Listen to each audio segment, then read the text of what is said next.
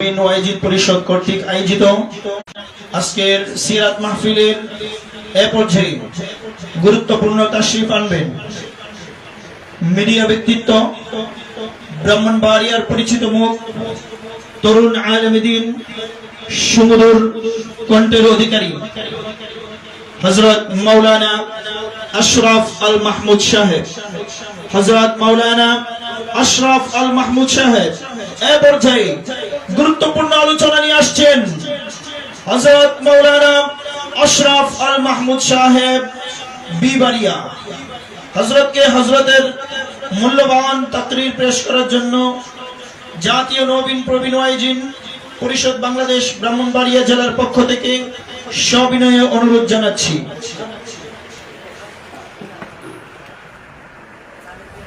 আসসালামু আলাইকুম ওয়া রাহমাতুল্লাহি ওয়া বারাকাতুহু।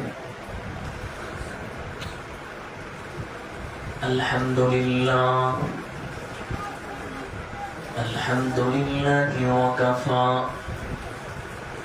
ওয়া সালামুন আলা ইবাদিহিল্লাযীনা ইসতাফা।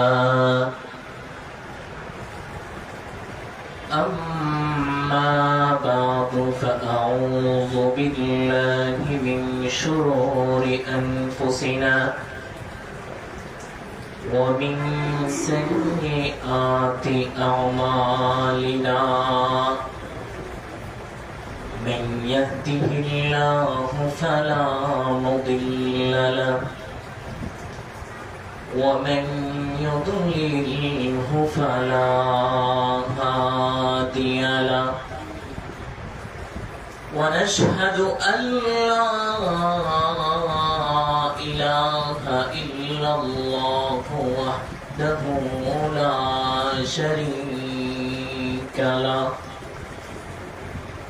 لا ضد له ولا ند له ولا مثل له. ونشهد أن سيدنا وسندنا وحبيبنا وطبيبنا وطبيب قلوبنا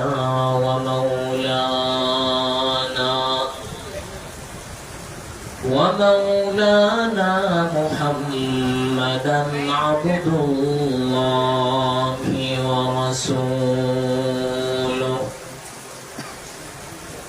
الذي أرسله الله تبارك